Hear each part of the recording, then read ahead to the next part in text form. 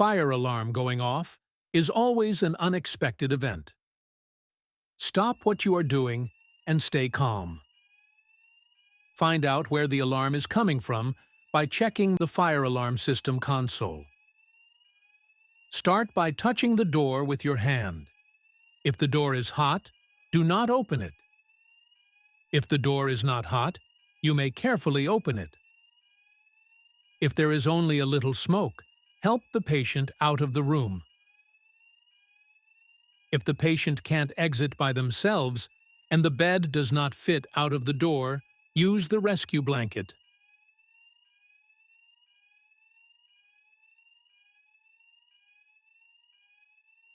Rescue blanket has several straps. Use the straps to secure the patient.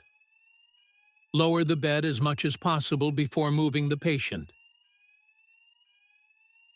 It makes using the blanket easier and safer.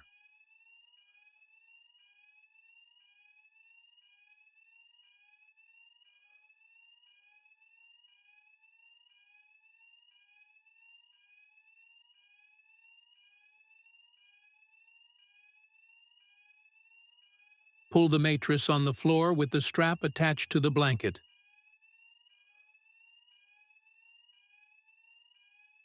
Use the blanket and mattress to pull the patient out of the room.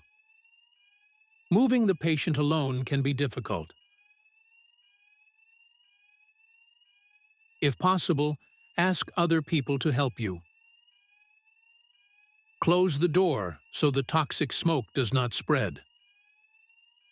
Move the patient to a different fire compartment.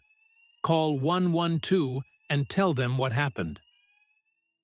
Rescue blanket can be used to evacuate a patient whom cannot move by themselves. Rescue blanket should be made into the bed under the mattress according to the instruction manual. Practice regularly how to use the rescue blanket and how to make the bed with it.